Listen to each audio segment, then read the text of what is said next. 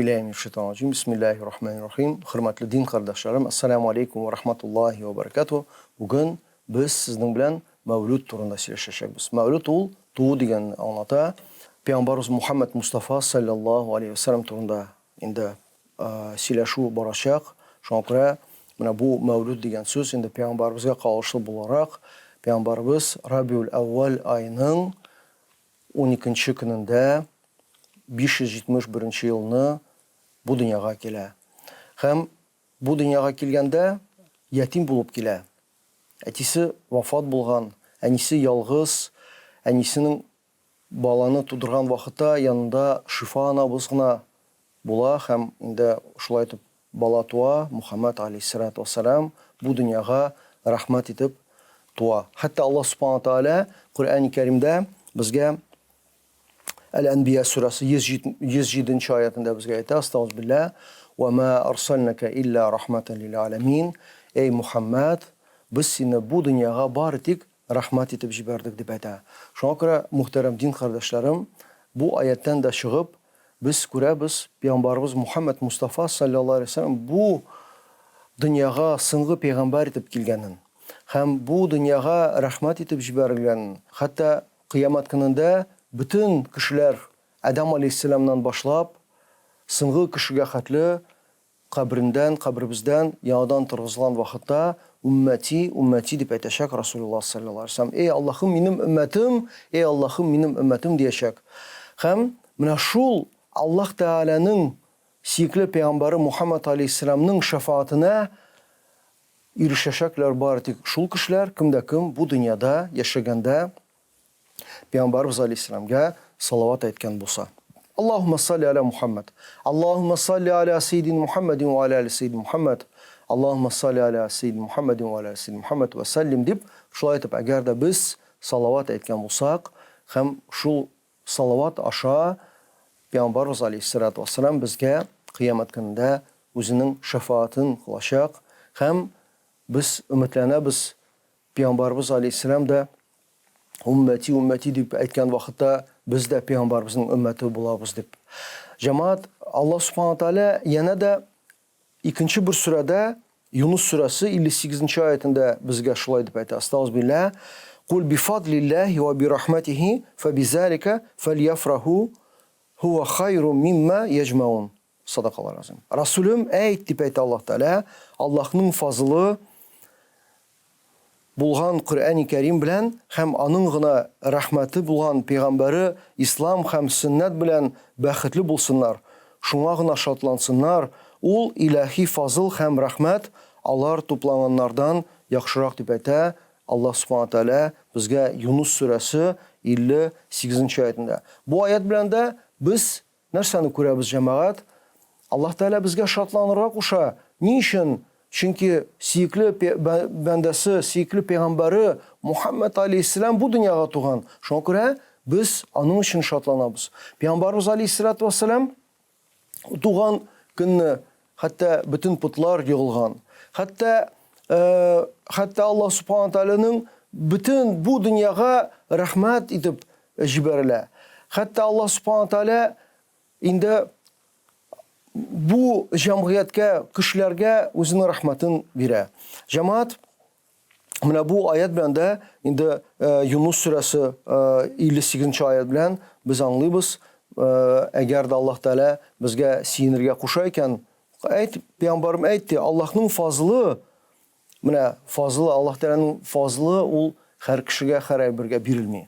Şuna göre indi Mevlud ayında, Mevlud ayının 12. kişisinde biz indi nişlibiz Peygamberimiz Aleyhisselam'ın doğan gününü kutlayız. Kaybir kişiler aytalar bu bid'at diler. Çünkü Peygamberimiz vaktinde ol aybirler bulmagan Peygamberimiz özünün doğan gününü belgilemegen deb aytganlar. Ama lakin yana da biz indi Müslümanlar bularak Peygamberimizni görmedik. Biz her günü namaz okuyanda eşhedü en la ilahe illallah ve eşhedü enne Muhammeden abduhu ve resulü deb aytamiz. Min şahitlik kılam Allah'tan başka ilah yok. Hem min şahitlik kılam Muhammed aleyhisselam Allah Teala'nın hak Resulü hem elçisi deb aytamiz. Her günü namaz okuyanda. Ama lakin Peygamberimizin de görmedik. Allah Teala'ны da күрмәдек. Әмма ләкин анарга шаһидлек кылабыз. Шуңа күрә Аллаһ Субхана Тәала безгә пәйгамбәрбезне рәхмәт итеп җибәргән икән, әлбәттә без аның өчен сөенергә, шатланырга тиешле. Һәм инде пәйгамбәрбезнең кылган гамәлләре, сөннәт исәниясе, ягъни аның тормыш юлын без өйрәнергә тиешле. Чөнки бу безнең өчен кирәк җәмәгать. Пәйгамбәрбезгә салават әйтегез ди. Салават әйткәннең савабы күп булыр. Аллаһ Субхана Тәала бәрәкәтен бирер. Һәм менә бу изге көннәр, инде Мәүлүд кичәләре дигәндә, без инде ул көннәрдә әлбәттә әгәр дә пәйгамбәрбезгә күп салават әйтсәк, Коръән аятлары укысак һәм Аллаһ Субхана Тәаланы хәмд саналар кылсак, бик зур нимәтләргә ирешәчәкбез. Һәм менә шул Мәүлүд айы җиткәч, безнең әбиләрбез, бабаларыбыз ул Мәүлүд айларын көткәннәр. Ул Мәүлүд айларында ашлар уздырганнар. Ул Мәүлүд айларында кешеләргә күчтәнешләр таратканнар. Ул Мәүлүд айларында инде изгелекләр кылырга тырышканнар, чөнки менә ул хәтта изгелекләрендә Пәйгамбәрбез алейһиссаламга багышлаганнар. Һәм инде җәмәгать без шуларны истә тотып гамәл кылырга безнең өстебездә ул бер бурыч булып тора. Әгәр дә пәйгамбәрбезгә мәхәббәтебез бар икән, димәк ки, аның эшләгән эшләрен дә без эшләргә тиешле. Әгәр дә телибез икән, я Раббым, без дә пәйгамбәрбезнең юлыннан барабыз. Я Раббым, безләргә дә пәйгамбәрбезнең сөннәтен үтәргә, бу дөньяда яшәгәндә пәйгамбәрбез нәрсә эшләгән, шуны эшләргә дип, безгә дә, я Раббым, насыйп итеп, без шулай итеп дуа кылабыз. Хәтта Пәйгамбәрбез алейһиссалам Рабиул әүвәл айының 12-нче көнендә туган. 12-нче көне ул дүшәмбе көне булган. Пәйгамбәрбезнең инде бер хадисендә әйтелгәнчә, пәйгамбәрбез дүшәмбе һәм пәнҗешәмбе көне ураза тотарган булган җәмәгать. Сораганнар, я Расулулла, ни өчен син дүшәмбе һәм пәнҗешәмбе көне ураза тотасың дигәндә, Пәйгамбәрбез алейһиссалату вассалам әйткән, дүшәмбе көне мин туган көнем өчен мин ул көнне ураза тотам. Һәм пәнҗешәмбе көне ул көнне Аллаһ Субхана Тәала бер атна эчендә эшләгән гамәлләребезне кабул итә ди, һәм минем ураза тоткан килеш гамәлләремне Аллаһ Тәаләгә тапшырасым килә дип әйтә. Шуңа күрә җәмәгатул муслимин, менә хәтта бу хадистән дә аңлашылганча, без Пәйгамбәрбез алейһиссаламның менә шул сөннәтен әгәр дә үтәсәк, хәтта башка бер хадистә әйтә, "Ман тамассака би суннати инда фасади уммати, фалаху аҗру миатин шаһидин." Кем ди, минем сөннәтемне ахыр заман алдыннан минем сөннәтемне үтәгән булса, бер сөннәтемне, Аллаһ Тәала ул кешегә 100 шаһидның савабын бирү дип әйтә. Менә җәмәгатул муслимин, хәтта җума көнне җиткәндә, әгәр дә без Пәйгамбәрбезгә салават әйтсәк, күп итеп салават әйтсәк. Мәсәлән, 80 мәртәбә Аллаһумма салли аля саййид Мухаммадин ва аля саййид Мухаммад дип Пәйгамбәрбезгә салават әйтсәк, Аллаһ Субхана Тәала 80 еллык гомернең, менә әле 80 ел да яшәмибез бит әле. 80 еллык кечкенә кылган гынахларыбызны гафу итә дип әйтә. 80 мәртәбә Аллаһ Тәаланың сөйкле бәндәсе Мухаммад алейһиссаламга салават әйткән булсак. Ул да җәмәгатул муслимин менә безгә бер үтәргеч түгелме? Изгелек кылырга бер үтәргеч түгелме? Без Пәйгамбәрбез алейһиссаламның тарихына караганда, карыйбыз, Пәйгамбәрбез бик юмарт булган. Ул балаларга да юмарт булган. Ул башка дин вәкилләренә дә юмарт булган һәм аларга инде ярдәм итә торган булган.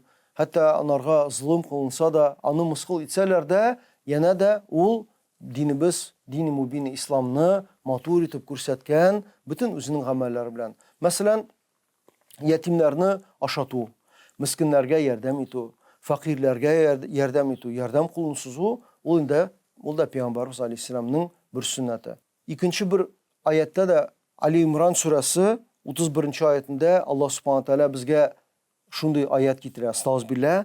Кул ин кунтум тухиббуналлаха фаттабиуни юхиббикумуллаһ ва яғфир лакум зунубакум валлаху гафурур рахим. Садақаллаху азим. Али Имран сүрәсе 31-нче аятында Аллаһ Субхана Тәала әйтә: "Расулым, әйт, әгәр сез Аллаһны сөясез икән, миңа иярегез. Шул вакыт Аллаһ да сезне сөячәк һәм гөнаһларыгызны гафу итәчәк. Аллаһ Тәгалә гөнаһларны күпләп гафу итүче, рәхимле дип әйтә Али Имран сүрәсе 31-нче аятта. Менә әгәр дә без Аллаһ Тәгаләне яратабыз икән, пәйгамбәрбезне дә яратырга тиешле. Хәтта хәзерге вакытта biz күрәбез, җәмгыятебездә шундый кешеләр бар, динебезгә карата, хәтта сөннәткә карата бераз ялгыш карау, ялгыш фикерләр белән караучы кардәшләребез бар. Менә Аллаһ Тәгаләнең аяты Али Имран сүрәсе 31-нче аят безгә шуны күрсәтә, җәмәгать, карагыз. Аллаһ Тәгалә әйтә: "Әгәр сез Аллаһны сөясез икән, син Аллаһ Тәгаләне яратасың икән, Аллаһ Тәгаләгә мәхәббәтең бар икән, миңа иярегез" ди. Шул вакыт Аллаһ да сезне сөячәк һәм гөнаһларыгызны гафу итәчәк. Аллаһ Тәгалә гөнаһларын күпләп гафу итүче, рәхимле дип әйтә. Менә пәйгамбәрбезнең алейһиссәламның да безгә менә шул матур күрсәткән юлы, Коръән юлы, без аны өйрәнергә тиешле. Без анарга үзебезнең тормышыбызны адарга тиешле. Шул вакытта Аллаһ Тәгаләнең рәхмәте, бәрәкәте була. Хәтта пәйгамбәрбез Мухаммад Мустафа саллаллаһу алейһи ва саллям хатамул анбия, җәмәгать. Хатамул анбия дигән сүз соңгы пәйгамбәр. Беренче пәйгамбәр Адам алейһиссәлам, соңгы пәйгамбәр Мухаммад Мустафа саллаллаһу алейһи ва саллям. 124 мең пәйгамбәрнең соңгы пәйгамбәре Мухаммад алейһиссәлам бу дөньяга инде Рабиул әүвәл айында тәшриф кыла, килә, һәм ул да безнең өчен бер рәхмәт, бер бәрәкәт булып санала. Хәтта соңгы пәйгамбәр булып та пәйгамбәрбез алейһиссәлату вассалам безнең әйткән салаватларын ишетә. Безнең әйткән, кылган дуаларыбызны Аллаһ Тәгалә ишетә, күрә. Хәтта biz инде безнең дуаларыбыз кабул булырмы, безнең салаватларыбыз ишетелерме дигәндә шөбһәбез булмасын, җәмәгать. Безнең салаватларыбыз алар ишетелә. Пәйгамбәрбез алейһиссәлам һәрбер кешенең, бу дөньяда яшәгән һәрбер кешенең әйткән салаватын ишетә. Чөнки пәйгамбәрбезнең бүтән пәйгамбәрләргә хас булган бер әйбер, Аллаһ Тәгаләнең рәхмәте белән бу дөньяда яшәгәндә дә ничек пәйгамбәрләрбез яши торган булган булсалар, алар вафат булсалар да, аларның тәннәре чирими, җәмәгать. Аларның тәннәре һичбер вакытны чирими. Аллаһ Тәгалә аларның тәннәрен җиргә харам кыла. Хәтта без ул пәйгамбәрләребезнең әгәр дә тарихларын караган булсак, пәйгамбәрләр бары тик билгеле бер кавым өчен килгәннәр. Билгеле берничә кеше өчен килгәннәр булганнар. Әмма ләкин соңгы пәйгамбәр Хатамул анбия Мухаммадин Мустафа саллаллаһу тәгалә алейһи ва саллям, ул бу дөньяда яшәүче бүтән кешеләр өчен Аллаһ Тәгаләнең рәхмәт итеп җибәрелгән. "Ва ма арсалнака илля рахматан лил аламин" дигән аятта инде без аны күрәбез. Аллаһ Тәгалә әйтә: "Мин ди сине, әй Расулым, бу инде дөньяга бары тик рәхмәт итеп җибәрдем" дип әйтә. Шуңа күрә бу да безнең өчен бер этәргеч булып тора, җәмәгатул муслимин. Һәм инде Саба сүрәсе 28-нче аятында безгә Аллаһ Субханаһу ва Тәгалә шулай дип боера: "Астагфирулlah, ва ма арсалнака илля каффатан лин-наси баширан ва назира, валакинна аксаран наси ла я'ламун". Садақаллаһул азим. Расулым, без сине гарәп, гаҗәм, ак, кара тәнле дип айырма ясамыйча, бүтән кешеләргә иман китергәннәр өчен сөендерүче һәм инкар иткәннәр өчен кисәтүче итеп җибәрдек дип әйтә. Ләкин кешеләрнең күбесе бу хакыйкатьне белми. Чынбарлыкта, җәмәгатул муслимин, пәйгамбәрбез килгән һәм киткән. Әмма ләкин аның сөннәте калган. Аны аңлаган кешеләргә ул бик зур шатлык, ул бик зур ышаныч, ул бик зур таяныч. Әмма ләкин аны аңламаганнарга, әлбәттә, ул бик зур үкенеч булачак. Кыямәт көнендә Пәйгамбәрбез алейһиссәламгә кем бу дөньяда яшәгәндә салават әйткән булса, Пәйгамбәрбез алейһиссәлам үзенең күләгәсе астында җыячак. Шул күләгә астында җыелачаклар бары тик шул кешеләр, кем Пәйгамбәрбезгә бу дөньяда салават әйткән булса. Шуңа күрә, җәмәгатул муслимин, Пәйгамбәрбезгә үзебезнең сөюбезне, үзебезнең гашык булуыбызны, әлбәттә, әгәр дә шулай итеп аңлатсак, сиенеп, Mevlüt aylarında матур итеп уздырсак, бик зур дәрәҗәләргә ирешербез. Аллаһ Субхаһу Тәаләнең рәхмәтендә булыйк. Аллаһ Тәаләнең сөекле пәйгамбәре алейһиссәламның инде яратып, ул безнең арабызда булмаса да, янә дә булган кебек, шулай итеп хис итеп, анарга салаватлар әйтеп, бу дөньяда да, мәңге булган ахират дөньясында да илфәт, мөхәббәт, бәхет, сәгадәт эчендә яшәүбезне Раббым Аллаһ Тәалә насыйп итсен. Һәм инде бу мизгелләрне, мәүлүд айларын каршылап, ул айларда дүшәмбе, пәнҗешәмбе көнне уразаларыбызны тотып, ул айларда һәр айның уртасында булган Айямул Биз, һәр бер айның уртасында булган уразаны тотып, 13-нче, 14-нче, 15-нче көннәрендә ураза тотып, һәм Пәйгамбәребезнең туганына шатланып, әгәр дә без яшәгән булсак, Аллаһ Субхаһу Тәалә иншалла безләргә дә үзенең рәхмәтен насыйп итәр. Вәгаземнең соңында сезгә Абу Хурайра радиллаһу анһудан китергән бер Пәйгамбәребезнең хадисен әйтеп китәсем килә. Пәйгамбәрбез Мухаммад Мустафа саллаллаһу алейһи ва саллям әйтте дип әйтә. Миңа миннән элек булган пәйгамбәрләргә бирелмәгән 5 нәрсә бирелде дип әйтә. Беренчесе, мин тәннәре кызыл төсле халыкка да, тәннәре кара төсле халыкка да, ягъни барча кеше һәм җиннәргә пәйгамбәр итеп җибәрелдем дип әйтә. Икенчесе, миңа бөтен җир йөзе мәчет һәм су кулланырга гызыр булса, пәкләнергә яраклы нәрсә ителде дип әйтә. Өченчесе, бер айлык юл барганда Аллаһның дошманнарын куркыту белән ярдәм бирелде.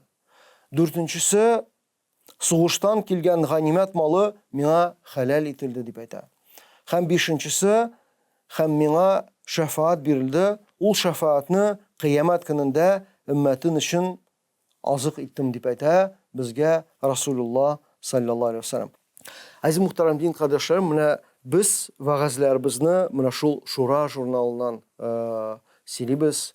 Шура журналыбыз инде безнең хәзрәтләребездә аны сорагыз, рәхим итегез, вәгазьләрегез һәм Аллаһ Субхаһу Тәаләнең рәхмәте белән менә шул Шура журналында булган вәгазьләр белән яшәгез, Аллаһ Тәаләнең рәхмәтендә булыгыз. Шуңа күрә, әзиз мөхтәрәм, дин мөхтәрәм кардәшләрем, мин барыгызны да бу изге айлар белән котлыйсым килә. Бу Мәүлүд айы, Рабиул әүвәл айы, Пәйгамбәрбез алейһиссәламның туган айында шатланышып, сөенешеп, изге гамәлләр кылып, бер-беребезгә ярдәм кулын сузып, ятимнәргә, мискиннәргә, фақирләргә Аллаһ Тәаләнең рәхмәте белән ярдәм итеп, шулай итеп шатланып яшәргә Аллаһ Субхаһу Тәалә безләргә насыйп итсен. Ассаламу алейкум ва рахматуллаһи ва баракатуһ.